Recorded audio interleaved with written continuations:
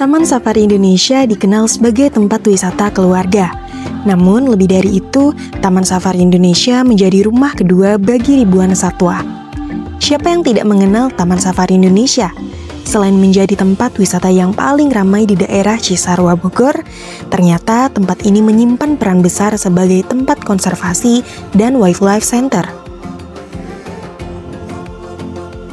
Perjalanan ini dimulai dari tempat paling vital, Rumah Sakit Satwa Taman Safari Indonesia, tempat di mana setiap satwa dari yang kecil hingga besar mendapatkan perawatan medis secara berkala.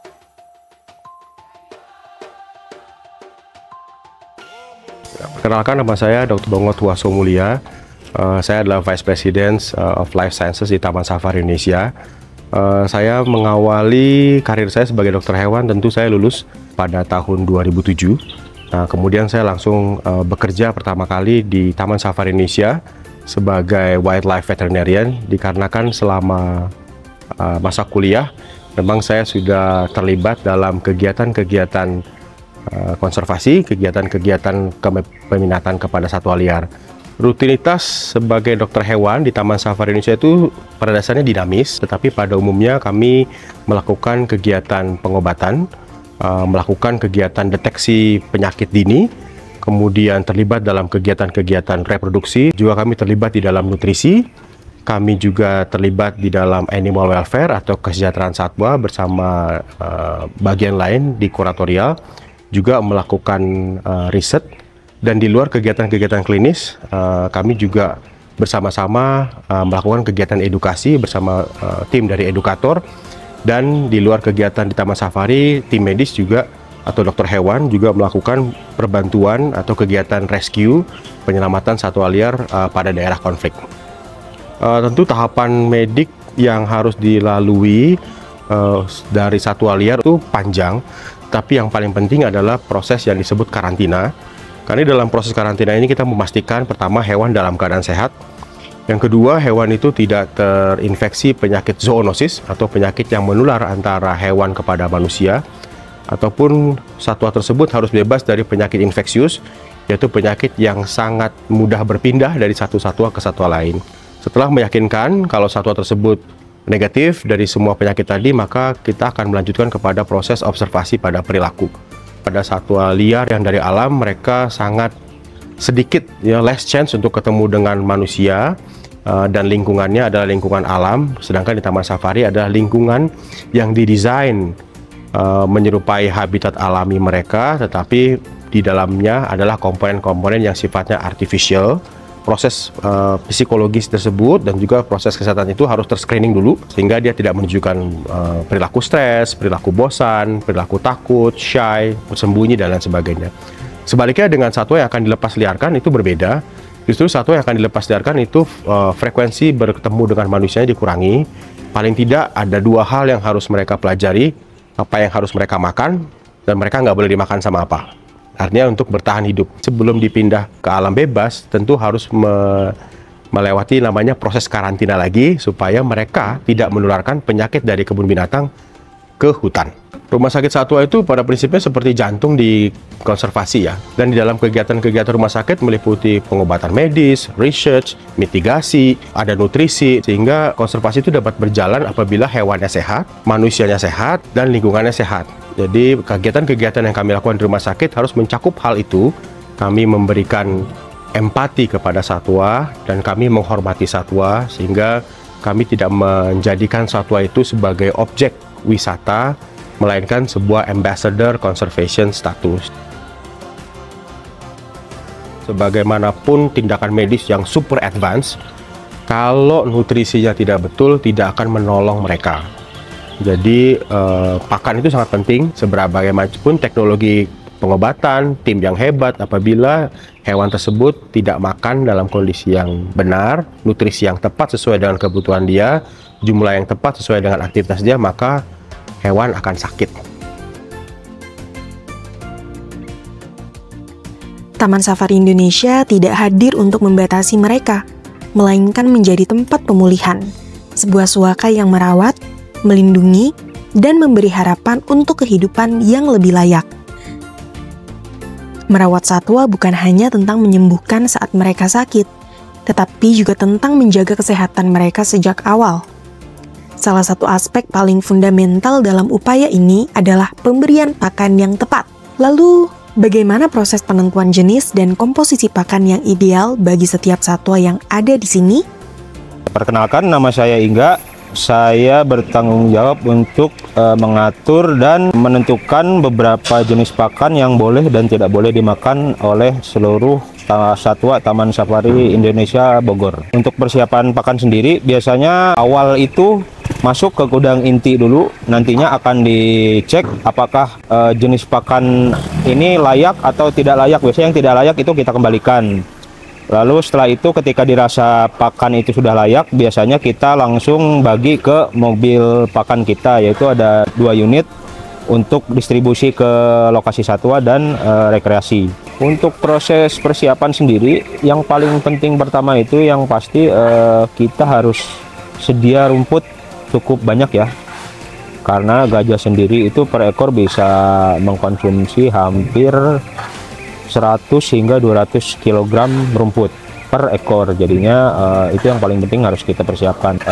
Kita harus punya lahan rumput penanaman dan juga bekerja sama dengan beberapa pihak untuk memenuhi banyak di Taman Safari Cisarua. Jadi beberapa jenis pakan disesuaikan dengan perilaku satwa tersebut. Jadi ada yang karnivor, ada yang herbivor, ada juga yang omnivor. Jadi tentunya ada perbedaan jenis makanan yang diberikan. Di Taman Safari Cisarua Bogor itu kita ada satu jenis snack, itu kita beri nama biasanya gibbon ball. Jadi gibbon ball itu semacam bola-bola itu yang bahan dasarnya biasanya terbuat dari beras merah, kacang kedelai, dan beberapa bahan lainnya. Nah, nantinya itu kita buat bulat-bulat seperti itu, nanti terberikan ke primata tentunya. Nah, itu dijadwalkan biasanya 1 minggu 2 kali. Jadi kita bisa memenuhi kebutuhan karbohidrat dan lain-lainnya dari snack itu.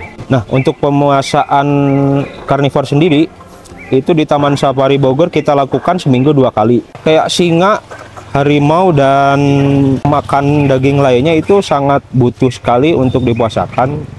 Jadi biasanya itu kalau kita tidak puasakan itu mereka akan rentan dengan obesitas, cepat sekali gemuk, malas bergerak. Jadinya itu malah jadi tidak sehat untuk jenis karnivor tersebut.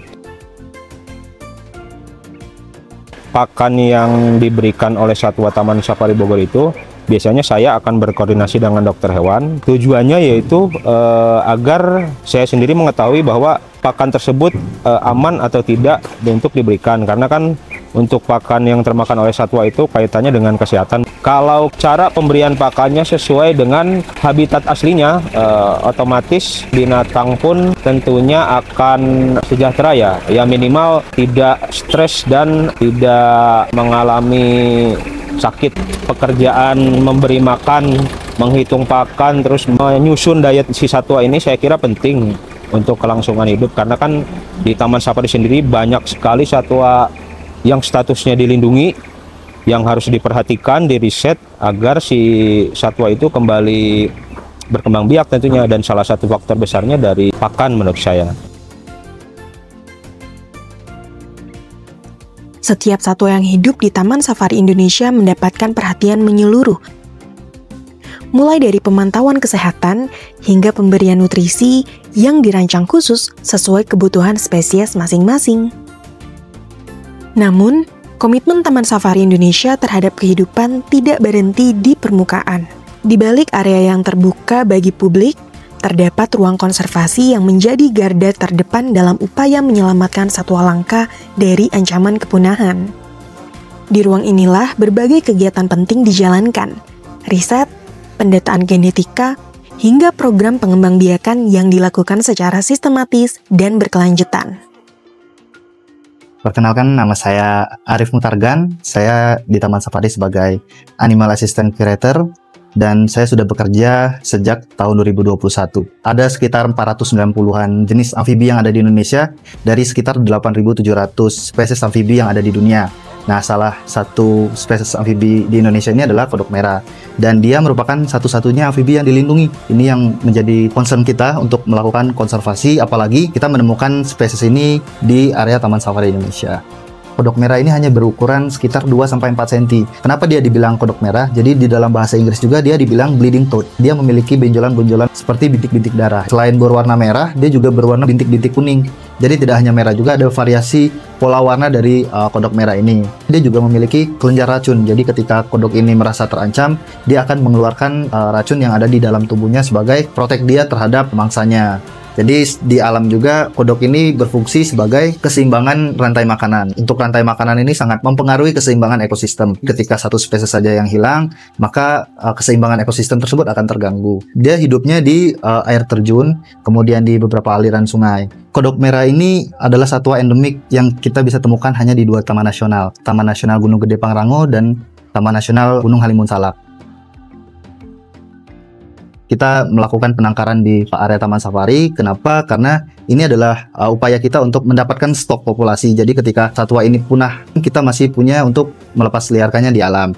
Kita juga aktif dalam kampanye untuk melindungi habitat kodok merah ini. Di dunia internasional pun kita mulai inisiatif untuk menggaungkan konservasi kodok merah ini. Sebelum kita diberi mandatori dari pemerintah untuk melakukan penangkaran kodok merah ini, kita banyak belajar. Di habitatnya kita mempelajari bagaimana biofisiknya. Kita mempelajari temperatur yang sesuai, kemudian kualitas air yang sesuai, dari mulai parameternya, pH, kemudian nitrit, segala macamnya. Tidak hanya itu, kita juga mencari beberapa jurnal, kemudian kita berkolaborasi dari beberapa zoo yang ada di Eropa. Kita juga sempat berdiskusi untuk melakukan penangkaran kodok merah ini. Kodok merah itu satwa yang sensitif terhadap lingkungan. Jadi itulah mengapa dia menjadi bioindikator. Ketika ada kodok merah ini, dialah penentu bahwasannya lingkungan itu baik dan masih murni. Jadi itu yang menjadi tantangan kita, bagaimana kita membuat sebuah enclosure atau tempat breeding dan tempat hidup mereka sedemikian rupa sehingga dia merasa ketika dia di penangkaran, dia hidup di habitat alaminya dia. Sebelum kita melakukan pelepas liaran di alam, populasi yang ada di Taman Safari ini harus stabil terlebih dahulu. Pada dasarnya kita sebagai lembaga konservasi ex situ itu berfungsi untuk mendukung atau mensupport konservasi yang ada di alam. Ini adalah kolaborasi antar multisektoral. Jadi tidak hanya lembaga konservasi ex situ, tapi kita melibatkan semua pihak untuk terlibat dalam program konservasi. Dari makhluk kecil yang tenang seperti kodok merah, kita beralih ke predator besar yang lincah dan waspada, macan tutul. Meski berbeda, keduanya menghadapi ancaman yang sama, hilangnya habitat. Bagaimana kiper membangun kepercayaan dengan satwa sekuat ini di ruang konservasi? Perkenalkan, nama saya Sumanang Yusuf. Saya di sini sebagai asisten kurator di macan tutul. Macan tutul itu bisa disebut satwa yang soliter ya.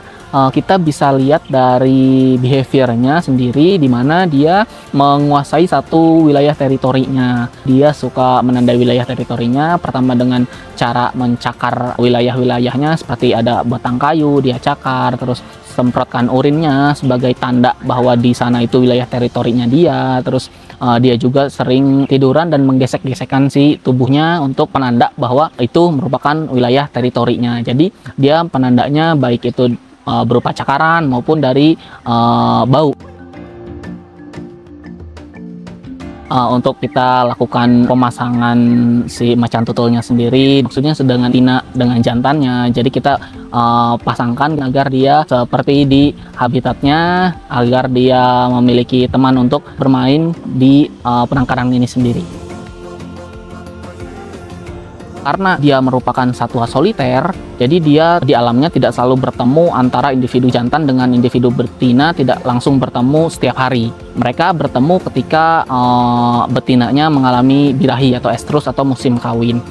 Dalam penjodohannya itu, penggabungan breeding kita sebutnya, itu kita harus jeli melihat fase estrusnya si betina. Jadi ketika kita melihat si betinanya sudah estrus, dalam kita melakukan penjodohan itu akan bisa sesuai dengan apa yang kita prediksi. Tetapi ketika betinanya tidak estrus, Ketika kita gabungkan atau kita jodohkan di satu tempat, itu resikonya ya mereka akan berantem. Karena dari tim kiper kita sendiri melakukan pencatatan harian, kita lihat dari pas estrusnya, dari pakannya, behaviornya, dan lain-lain. Jadi setiap harinya kita lakukan pencatatan untuk teman-teman kiper sendiri. Jadi kita bisa nge-tracking nih, kita bisa lihat juga nih, misalkan di bulan lalu estrusnya di tanggal berapa ke tanggal berapa. Terus kita untuk di bulan ini kita agak ada gambaran dari bulan lalu bahwa dia estrusnya dari tanggal sekian ke tanggal sekian. Jadi ketika dia estrus itu dia kelihatan gerak-geriknya kayak suka guling-guling di bawah, menarik jantannya. Kita sudah beberapa kali berhasil untuk membreedingkan si macan tutul ini sendiri. Taman Safari Indonesia itu sebagai lembaga konservasi ex situ ya, di mana kita merawat dan menjaga satwa-satwa yang terancam punah untuk bisa berkembang biak. Kita juga ikut dalam melakukan program rescue, di mana program rescue itu yang paling baru sendiri kita lakukan rescue macan tutul di Banten. Kita dapat undangan dari tim BKSDA Banten untuk rescue macan tutul yang turun ke pemukiman warga. Usahakan tidak merusak alam di lingkungannya, karena dengan kita merusak alam, ekosistem di sana berubah, pakan alami dari macan tutul ini di alamnya sudah mulai habis, akhirnya ya tadi macan tutulnya bisa turun ke pemukiman kita.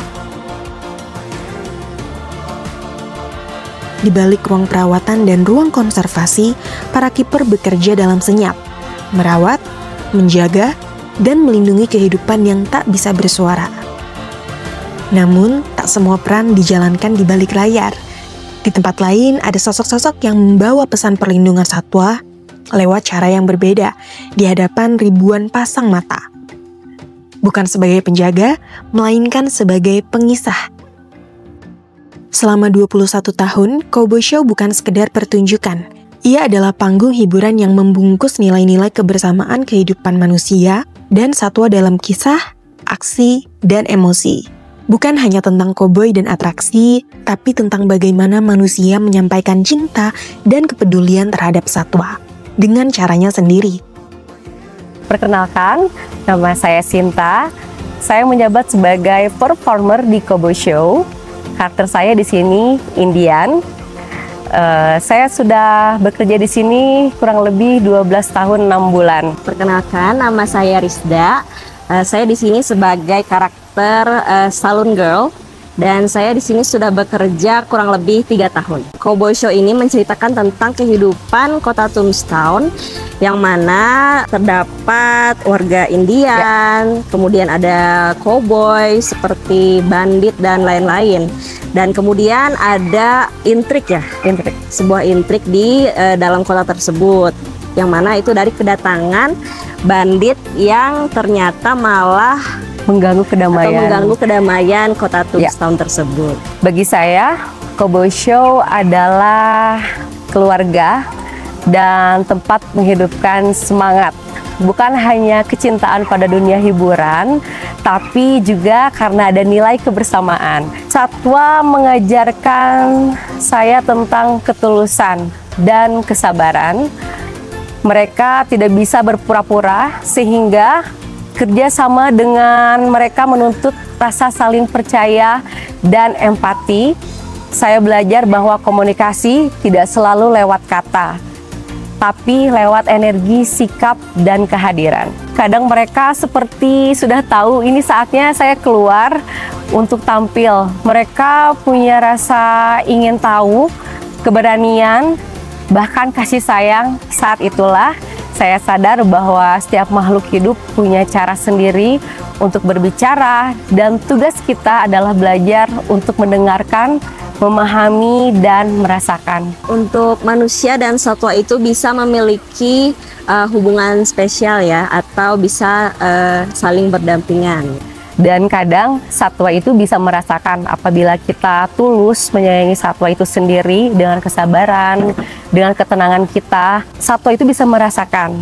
Kalau kitanya tulus, satwanya juga merasakan. Kalau kitanya takut, kalau kitanya panik, satwa juga bisa merasakan itu. Cowboy Show mengajarkan kita bahwa hubungan manusia dengan satwa adalah tentang saling menjaga.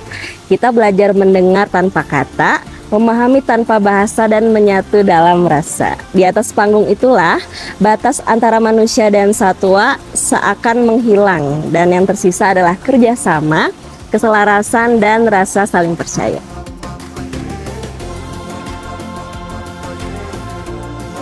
Taman Safari Indonesia bukan sekedar destinasi wisata. Ia adalah pusat konservasi yang berjalan dalam sunyi dengan komitmen yang nyata. Di Rumah Sakit Satwa, upaya penyelamatan dilakukan dengan pendekatan medis dan penuh kehati-hatian. Di balik dapur satwa, kebutuhan nutrisi dipenuhi secara terukur dan ilmiah, menyesuaikan karakter setiap satwa. Para juru rawat dan penjaga satwa menjalankan peran penting dalam menjaga kualitas hidup satwa-satwa yang berada di bawah pengawasan mereka. Tak hanya merawat, tetapi juga membangun kedekatan yang menjadi bagian dari proses pemulihan. Hadir lebih dari 2 dekade, Cowboy Show bukan sekedar tontonan atraktif, melainkan pertunjukan edukatif yang menyampaikan pesan penting bahwa manusia dan satwa dapat hidup berdampingan dan saling membutuhkan. Satu bentuk nyata bahwa konservasi bukan hanya tanggung jawab ilmuwan atau lembaga, tetapi kerja bersama yang membutuhkan kepedulian, keahlian, dan keberlanjutan.